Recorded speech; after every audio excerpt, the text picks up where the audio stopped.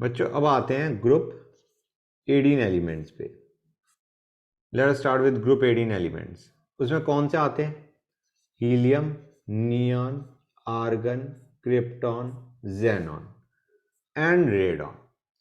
Helium, neon, argon, krypton, xenon and radon सारे के सारे गैसेज हैं, केमिकली अनरिएक्टिव है, स्टेबल कॉन्फ़िगरेशन है, अनरिएक्टिव होंगे ही होंगे। हाँ है ना बच्चों? नोबल गैसेज कहते हैं इन्हें। अब गाइस पहली चीज, all the noble gases except radon they occur in the atmosphere. Atmosphere में पाए जाते हैं all the noble gases except radon. Their abundance is 1% by volume, जिसमें मोस्टली क्या है बच्चों? Argon. Argon is a major constituent. Helium and sometimes neon, ये कहाँ पाए जाते हैं? In minerals of radioactive origin. कौन कौन से मिनरल्स में पाए जाते हैं? Pitchblende, monazite, क्लीवाइट। ये तीनों याद होने चाहिए तुम्हें, ये चीज तुम्हें याद होनी चाहिए। अब मेन सोर्स ऑफ हीलियम क्या है हमारा? Natural gas. हीलियम और नियॉन तुम्हारे मिनरल्स में पाए जाते हैं, पिच ब्लेंड, मोनाजाइट और क्लीवाइट में, और major source of helium is natural gas. Xenon and radon are rare elements, मतलब बहुत कम पाए जाते हैं। Radon is a product of decay of radium. बच्चों रेडियम के डीके का product is radon and helium. ठीक है बच्चों, क्लियर है गाइस? यहां तक कोई डाउट? बोलो गाइस। याद करने का है कि it is a decay product of radium. बच्चों हाँ या ना गाइस? क्लियर है यहां तक? यस। ओके, प्रॉपर्टीज पे आते हैं। एटॉमिक रेडियस पे आते हैं। डाउन द ग्रुप बढ़ना चाहिए, बढ़ रहा है। Ionisation enthalpy down the group कम होनी चाहिए, कम हो रही है ना बच्चों? इलेक्ट्रॉन निकालना आसान होता जा रहा है, तो ionisation energy is decreasing down the group. Electron gain enthalpy important है गाइस। इलेक्ट्रॉन गेन एंथैल्पी का मतलब होता है energy released when a extra electron is accepted. पहली चीज गाइस, एनर्जी रिलीज्ड हो ही नहीं रही है हर एक में। डू यू रियलाइज और नॉट, साइन तुम्हारा पॉजिटिव है, प्लस है, मतलब actually you have to supply energy to make it accept an extra electron, जो कि काइंड ऑफ करेक्ट भी है, क्योंकि जो इनर्ट गैसेज हैं उनकी तुम्हारी इलेक्ट्रॉन लेने की टेंडेंसी है ही नहीं, बंदे स्टेबल है। अब अगर तुम इन्हें एक्स्ट्रा इलेक्ट्रॉन दे रहे हो तो you will have to supply energy to make it accepted. हाँ है ना बच्चों? क्लियर है गाइस? तो सबसे पहली चीज तो क्या है, electron gain enthalpy is positive, you have to supply energy to make it accept an extra electron. हाँ या ना? समझ आया नहीं आया बच्चों? क्लियर है यहां तक? एनर्जी देनी पड़ रही है ताकि वो इलेक्ट्रॉन ले ले, और उसमें भी तुम रियलाइज करोगे और कुछ ढंग से चल नहीं रहा है। हम कहते हैं कि हीलियम में सबसे कम एनर्जी देनी पड़ती है to make it accept an extra electron. क्यों?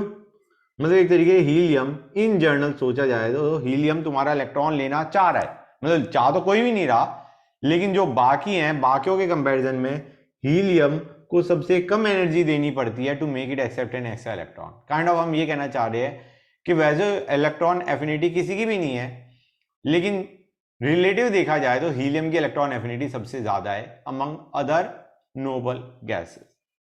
क्यों कहेंगे हम कह सकते हैं यार size could be a matter. Size छोटा है, छोटा साइज का मतलब है अट्रैक्शन ज्यादा है। हाँ या ना बच्चों? फील आ रही है नहीं आ रही है गाइस? डाउन द ग्रुप हम कहते हैं नहीं कहते हैं इलेक्ट्रॉन एफिनिटी तुम्हारी क्या होनी चाहिए? इलेक्ट्रॉन लेने की tendency down the group size बढ़ने की वजह से कम होती रहती है। हाँ या ना? बोलो गाइस। क्लियर है यहां तक? मतलब यहां पे हम कहना चाह रहे हैं हीलियम की electron affinity is higher as compare to other noble metals, noble elements. हाँ या ना बच्चों? ये चीज समझ में आई नहीं आई? अब इस हिसाब से क्या होना चाहिए, नीचे जाने पे तुम्हारा इलेक्ट्रॉन एफिनिटी और कम होगी, मतलब हीलियम की कम थी लेकिन औरों की और भी कम होनी चाहिए। अब और कम है तो you will have to supply more energy. हाँ या ना गाइस? समझ में आ रहा है नहीं आ रहा है बच्चों? यार वो ऑर्डर भी फॉलो ना हुआ, क्योंकि उसके बाद इंक्रीज आया। इंक्रीज का मतलब है पॉजिटिव वैल्यू में इंक्रीज। पॉजिटिव वैल्यू का इंक्रीज समझ रहे हो गाइस? कि तुम्हारा now for neon you will have to supply maximum energy. तुम देख रहे हो इसकी वैल्यू मैक्सिमम है, you have to supply maximum energy to make it accept an extra electron. मतलब नियॉन बंदा बिल्कुल इलेक्ट्रॉन लेना नहीं चाह रहा, हम कहेंगे यार ये टेंडेंसी और डाउन द ग्रुप बढ़नी चाहिए थी, यहां पे तो इसी की मैक्सिमम आ गई। और उसके बाद तुम्हारी जो electron gain enthalpy that is slowly decreasing down the group. अभी क्योंकि यहां पे दिक्कत जानते हो गाइस क्या आ रही है कि अभी तक जितने भी हमने देखे थे वहां पे electron gain enthalpy was negative. If you relate table को देखो गाइस, इलेक्ट्रॉन गेन एंथैल्पी थी वो तुम्हारी क्या थी बच्चों, कहां चला गया हमारा, चली जा रहा है चली जा रहा है चली जा रहा है चली जा रहा है। इलेक्ट्रॉन गेन एंथैल्पी तुम्हें दिख रहा है बच्चों नेगेटिव, तो negative was easy to understand. Positive में आ जाती है थोड़ी दिक्कत। पॉजिटिव में तो हम ये देखना चाह रहे हैं कि कितना कम पॉजिटिव उतना इलेक्ट्रॉन एफिनिटी ज्यादा। समझ आ रहा है नहीं आ रहा है बच्चों? तो इलेक्ट्रॉन एफिनिटी हीलियम की मैक्सिमम है और नियॉन की मिनिमम है। समझ आ रहा है नहीं आ रहा है बच्चों? नियॉन की इलेक्ट्रॉन लेने की टेंडेंसी मिनिमम है, हीलियम की मैक्सिमम है। And as you go down the group electron लेने की टेंडेंसी थोड़ी थोड़ी बढ़ रही है फ्रॉम नियॉन। फ्रॉम नियॉन अगर तुम देखना चाहोगे तो as we go down the group electron लेने की टेंडेंसी बढ़ रही है, मतलब energy supplied to make it accept an extra electron, वो एनर्जी सप्लाई जो करनी पड़ रही है वो कम होती जा रही है। समझ में आया नहीं आएगा? So this is very important, learn it. Electron gain enthalpy is important, you have got to learn it. Density, density हमें बताया बच्चों डाउन द ग्रुप क्या होनी चाहिए, बढ़नी चाहिए और बढ़ रही है। Melting point down the group बढ़ना चाहिए, बढ़ रहा है। Boiling point down the group बढ़ना चाहिए, बढ़ रहा है। हाँ या ना बच्चों? ये कंटेंट हो गया कि कौन ज्यादा प्रेजेंट है कौन कम प्रेजेंट है, ये भी तुम याद कर सकते हो। रिलेटिव ऑर्डर याद करना होता है बच्चों, लेकिन इलेक्ट्रॉन गेन एंथैल्पी में I would suggest that you actually learn the values guys. ठीक है, ये हमारा इलेक्ट्रॉन गेन एंथैल्पी यहां पे important as you can see, क्योंकि तुम्हारा कोई नॉर्मल ऑर्डर, कोई ऑर्डर को तुम जस्टिफाई नहीं कर पा रहे खास, so it's better that you learn it. Okay, ये रहा।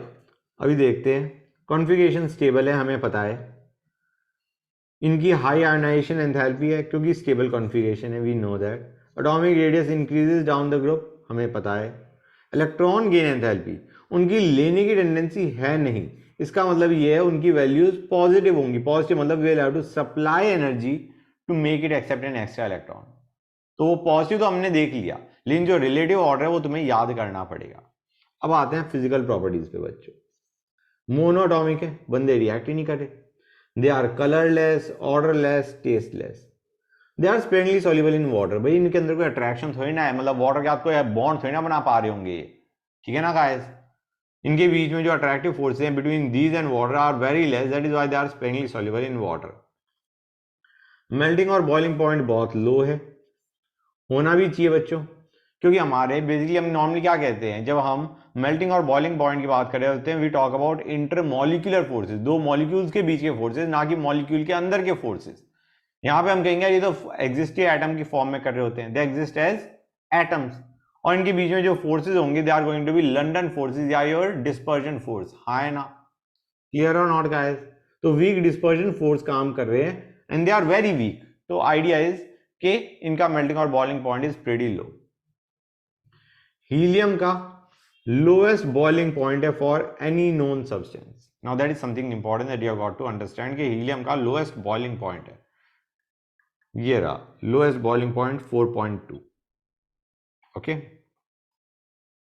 एक और काम की चीज, it is a property of diffusing through commonly use laboratory material, मतलब it diffuses through the laboratory materials. Laboratory materials कौन कौन से आ गए? रबर, ग्लास, प्लास्टिक, इसके थ्रू डिफ्यूज कर जाता है। तो guys that is also important, you have got to remember it. Chemical properties पे आते हैं, यार बहुत कम रिएक्टिव है, ठीक है गाइस। इनकी इनर्टनेस क्यों है? नोबल गैसेस की कंप्लीटली फिल्ड सब शेल्स है, ठीक है ना गाइस? इनकी कंप्लीटली फिल्ड शेल हो गया बेसिकली, ये मान लो, फाइन।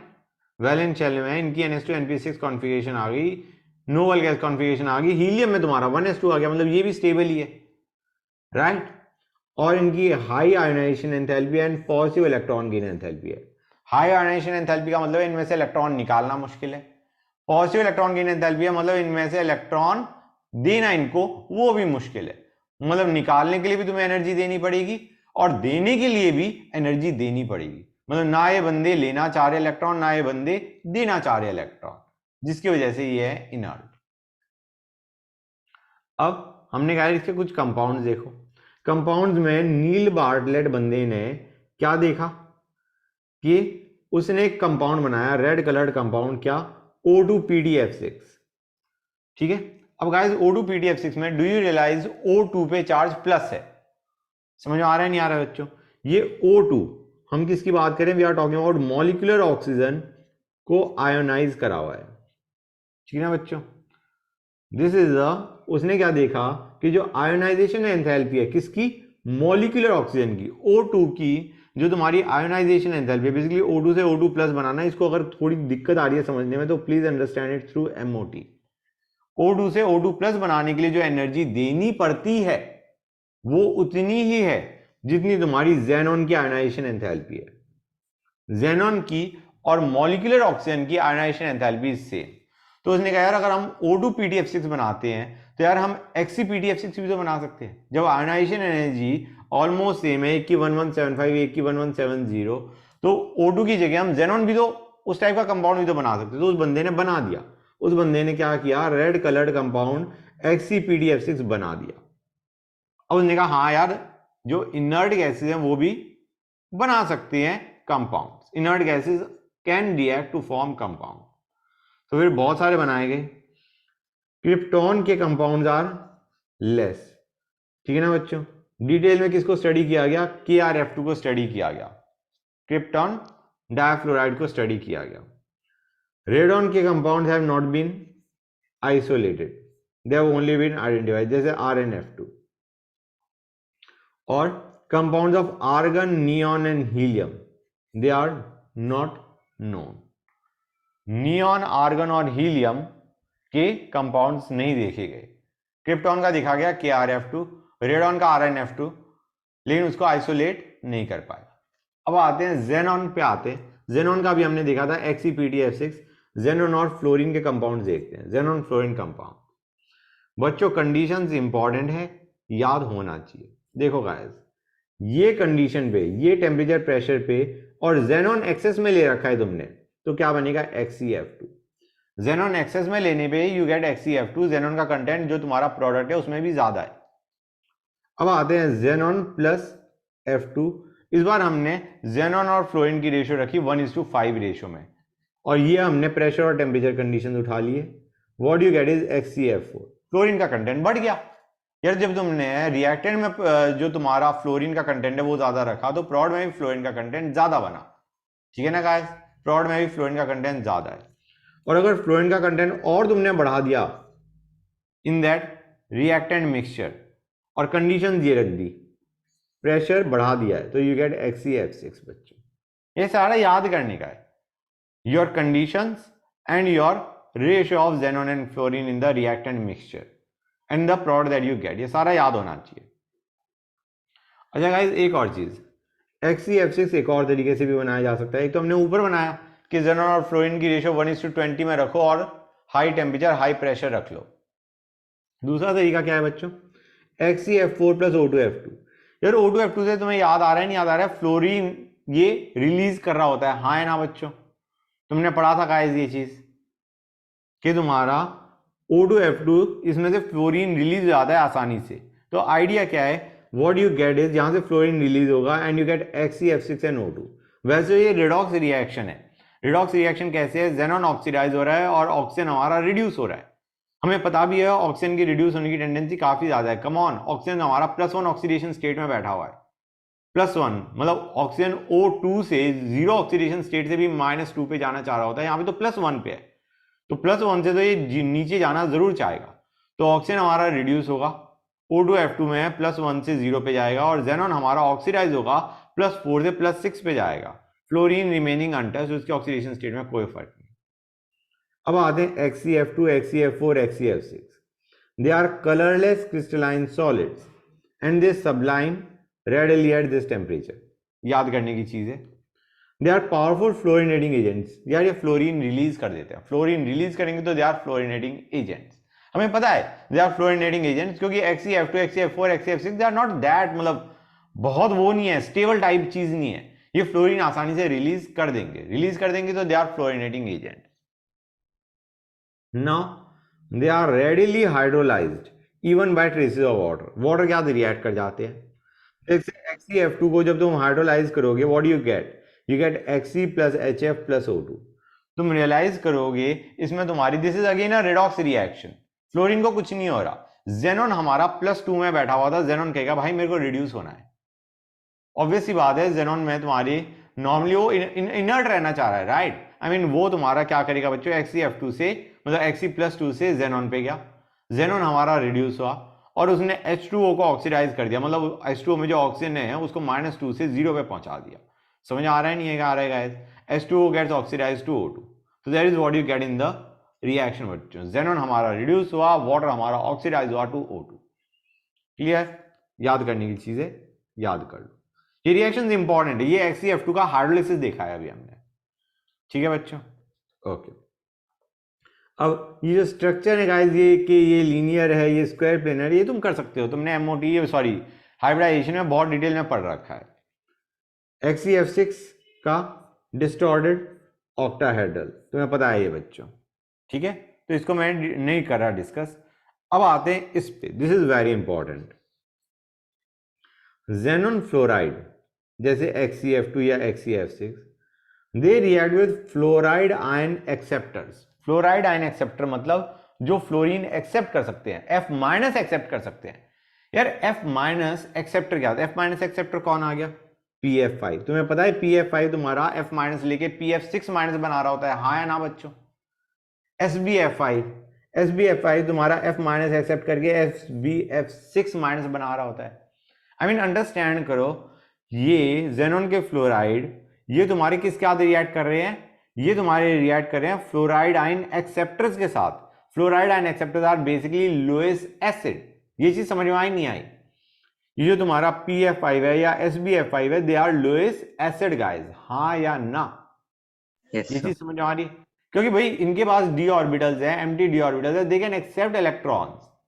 और डोनेट कौन कर रहा है, F- जो किससे आ रहा है बच्चों, जो कि तुम्हारा जेनॉन फ्लोराइड से आ रहा है. मतलब जेनॉन फ्लोराइड तुम्हारा ब्रेक कर रहा है to give you cation and anion. Anion यहाँ पे क्या है बच्चों, F-, और वो F- तुम्हारा फ्लोराइड आयन एक्सेप्टर जैसे तुम्हारा कौन PF5 या SbF5 के साथ रिएक्ट करके PF6- या SbF6- बना रहा है, हाँ या ना बच्चों. ये चीज समझ आई नहीं आई. जैसे XeF2 में उसे ब्रेक करो XeF+ में और F- में, उस F- ने क्या बना दिया, PF6-. सिमिलरली XeF4 में तुम्हारा क्या हुआ, XeF3+ बना और SbF6- बना. समझ में आ रहा है नहीं आ रहा है बच्चों ये चीज जो मैंने बता रहा हूं तुम्हें. यहां पे पूछ सकते हैं, क्वेश्चन में पूछेंगे XeF4 + SbF5 किया, तुम्हारा प्रोडक्ट जो बना उसमें जो कटायन है, उसमें कटायन में जेनॉन की हाइब्रिडाइजेशन क्या है, क्वेश्चन पूछ लिया. अब अनलेस यू नो कि तुम्हारा XeF4 तुम्हारा XeF3+ बना रहा है और XeF3+ में you need to know the hybridisation, ठीक है ना बच्चों. तो आइडियाज रिएक्शन नहीं बता दो तुम हाइब्रिडाइजेशन कैसे निकालोगे, क्लियर और नॉट. क्वेश्चन ऐसे ही आ जाएगा गाइस. XeF2 लिया, सॉरी XeF4 लिया, उसके अंदर हमने SbF5 का रिएक्ट करा, जो कटायन बना उसमें what is the hybridisation of the central atom. ये भी नहीं बताया कि सेंट्रल एटम तुम्हारा जेनॉन है, सेंट्रल एटम की हाइब्रिडाइजेशन बता दो कटायन के अंदर. समझ में आ रहा है नहीं आ रहा है गाइस, क्लियर हुई ये चीज या नहीं हुई. अब आते हैं, ये हमने जो रिएक्शन देखी, जो पहली दो रिएक्शन है फर्स्ट लाइन में, वो है तुम्हारी जेनॉन फ्लोराइड की रिएक्शन फ्लोराइड आयन एक्सेप्टर के जो F- एक्सेप्ट कर सकता है, ठीक है. अब हम यहां पे हमने देखा कि इसमें कटायनिक स्पीशीज बन गए. कटायनिक स्पीशीज मतलब xenon is a part of cation. अब हम रिएक्शन देखते हैं जेनॉन फ्लोराइड्स की with fluoride ion donor. Fluoride ion donor में क्या आ गए, medal fluorides, NaF, KF, RB, CS के फ्लोराइड्स. भाई इसमें तो F- के फॉर्म में एग्जिस्ट कर रहा है ना बच्चों, हाँ या ना. जो मेडल फ्लोराइड है उसमें तो तुम्हारा fluorine is existing as F-. तो जो F- है वो XeF6 का रिएक्ट करके क्या बनाने वाला है बच्चों, XeF7-. That is what you are going to get. हाँ या ना, बताओ guys. XeF6 will give XeF7 minus, and then you can obviously see जो भी तुम्हारा पूछा गया है क्वेश्चन के अंदर, हाँ या ना। अभी हमने देखा था जेनॉन फ्लोराइड कंपाउंड, अब आते हैं जेनॉन ऑक्सीजन कंपाउंड। हाइड्रोलिसिस अभी हमने देखा था XeF2 का, अब आते हैं XeF4 और XeF6 पे। XeF2 हमने देख लिया था, हाँ ना बच्चों, ये XeF2 का देखा था नहीं देखा था हाइड्रोलिसिस। अब देखते हैं hydrolysis of XeF4 and XeF6। बच्चों ये रिएक्शन तुम्हें याद होनी चाहिए, इंपॉर्टेंट है। पहली चीज, XeF4 का अगर तुम हाइड्रोलिसिस करते हो तो what you actually get is something, मतलब ये इंपॉर्टेंट रिएक्शन है, बहुत इंपॉर्टेंट हो गई, अंडरस्टैंड करो। यहां पे पहली चीज तुम्हारा जेनॉन का क्या हो रहा है, डिस्प्रोपोर्शनेशन हो रहा है। वन थिंग क्या, Xe हमारा +4 से जा रहा है 0 पे और +4 से आ रहा है +6 पे। But another thing is also happening, तुम्हारा oxygen what is getting oxidise to O2। दिखा या नहीं दिखा? ये रिएक्शन इंपॉर्टेंट है, मतलब मैं इसको I wouldn't even want to discuss it in terms of redox. मैं इसे क्या कहूंगा कि guys you learn this reaction as it is. Balance reaction याद कर लो और आसान है, क्योंकि नहीं तो तुम बैलेंसिंग में भी मार खा जाओगे जिस टाइप का इक्वेशन हमें दे रखी है। ठीक है guys, you learn this equation guys, okay. XeF4 plus H2O giving Xe plus XeO3 plus HF plus O2, ये तुम्हारा याद करने का काम हो गया। ठीक है, तुम देख रहे हो इन रिएक्शन में हो क्या रहा है, बेसिकली क्या हो रहा है, मतलब फॉरगेट दैट Xe पार्ट के 4 Xe बन रहे हैं, नॉर्मली तुम्हारा फ्लोरीन हटके ऑक्सीजन लग रहा है, हाँ या ना बच्चों, क्लियर और नॉट गाइस? जब हाइड्रोलिसिस करोगे XeF4 या XeF6 का, तुम्हारा फ्लोरीन हटके ऑक्सीजन लग रहा है, that is what you are getting, general reaction, जो कि अभी हम आगे देखेंगे। यार XeF6 का जब हम हाइड्रोलिसिस करते हैं तो डिपेंडिंग अपॉन कितना तुमने वाटर डाला है, you will see the products.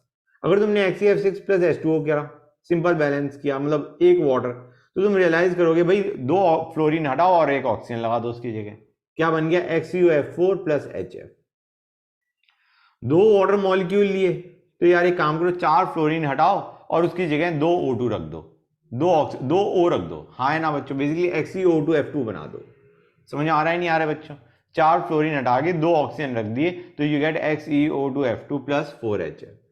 और अगर तुम 3 वाटर मॉलिक्यूल ले लोगे, तो यार एक काम करो, 6 के 6 फ्लोरीन हटाओ, 3 ऑक्सीजन रखो, XeO3 plus 6HF is what you gate. मतलब पार्शियल हाइड्रोलिसिस में तुम्हारे पास क्या बन रहा है, XeOF4 बन रहा है, XeO2F2 बन रहा है, और पूरा हाइड्रोलिसिस कर दोगे, जितना तुम मतलब वाटर का कंटेंट ज्यादा रख लिया, तो तुम्हारे पास XeOF4 या XeO2F2 की जगह क्या बन गया, XeO3 बन गया। समझ में आ रहा है नहीं आ रहा है बच्चों, हाँ या ना, क्लियर है यहां तक? अब आते हैं XeO3, ये कलरलेस है, एक्सप्लोजिव सॉलिड है। स्ट्रक्चर गाइस तुम्हें सबके पता होने चाहिए, किसके, XeOF4 का structure, in the sense hybridisation से तो स्ट्रक्चर पे जा रहे होते हो तुम, तो XeOF4 है, XeO2F2 है, XeO3 है, ये सारे तुम्हें याद होने चाहिए। फ्लोराइड्स के तो अभी मैंने बता ही दिया था, तुम्हें याद होने चाहिए। ऑक्साइड्स के मतलब तुम्हारा ऑक्सीजन एंड फ्लोरीन कंपाउंड्स जो है तुम्हारे जेनॉन के, उनके भी तुम्हें हाइब्रिडाइजेशन और स्ट्रक्चर पता होने चाहिए। अब मैं मान के चल रहा हूं वो तुम आसानी से निकाल सकते हो, आई एम अज्यूमिंग दैट। ठीक है गाइस, क्योंकि तुम्हारा हाइब्रिडाइजेशन बहुत डिटेल में करवा चुका हूं, अब उससे ज्यादा डिटेल में फिर से जाने का फायदा नहीं। ठीक है गाइस, अब हमारा XeO3 कलरलेस एक्सप्लोजिव सॉलिड। यार एक्सप्लोजिव क्यों होगा? I can say कि यार जेनॉन तुम्हारा +6 ऑक्सीडेशन स्टेट में, that's not a nice oxidation state, हाँ है ना, बंदा इनर्ट होना चाह रहा है यार, बंदा कोई चार्ज नहीं चाह रहा अपने ऊपर। +6 करोगे तो ऑब्वियस सी बात है उसकी रिएक्ट करने की टेंडेंसी बहुत ज्यादा है, एक्सप्लोजिव है। ओके, XeOF4 देखोगे, it is a colourless volatile liquid, वो सॉलिड था, ये लिक्विड है बच्चों। XeOF4 is a colourless volatile liquid. तो बच्चों ये इंफॉर्मेशन के एक सॉलिड है, ये लिक्विड है, ये भी चीजें तुम्हें याद होनी चाहिए। मतलब जरूरी नहीं है जब तक क्वेश्चन नहीं आएगा तब तक हम याद ही नहीं करेंगे, याद कर लो उन्हें। अब यहां पे भी काम की चीज है, जब पढ़ रहे हो तो पूरा चैप्टर पढ़ना होता है बच्चों। Helium is a non inflammable and light gas, okay. It is used in filling balloons for meteorological observation, fine. It is used in gas cooled nuclear reactors में यूज होता है। It is used as a cryogenic agent for carrying out experiments at low temperature. और किस काम आ रहा होता है? It forms a part of your MRI systems. And helium is also used as a diluent for oxygen in modern diving apparatus. Because of is low solubility in blood. Solution chapter याद आया नहीं याद आया बच्चों? Solution chapter में यही तो पढ़ा था हमने। Yes. Neon, it is used in discharge tube and fluorescent bulbs for advertisement display. Okay, they are also used in botanical garden and greenhouses, neon bulbs. तो ये याद करने की चीज है। आर्गन इनर्ट एटमॉस्फेयर प्रोवाइड करने के काम आता है एट हाई टेम्परेचर्स, जैसे तुम्हारा in welding of metals and alloys वगैरह। It is also use for filling electric bulbs, ठीक है। And it is use for handling substances that are air sensitive, मतलब जहां पे एयर से रिएक्शन, एयर या एयर के जो कंपोनेंट्स है उनसे रिएक्शन हो जाती है, वहां पे इनर्ट एटमॉस्फेयर प्रोवाइड करने के लिए हम क्या यूज कर रहे होते हैं बच्चों? आर्गन। जेनॉन और क्रिप्टॉन के कोई सिग्निफिकेंट यूज नहीं है। They are use in light bulb design for special purposes. Special purposes जो भी है। हाँ या ना गाइस, ये चैप्टर समझ में आया नहीं आया? बोलो guys. Chapter is over now. You have to learn this, guys. You have to learn the whole chapter. There's no other way out. Okay.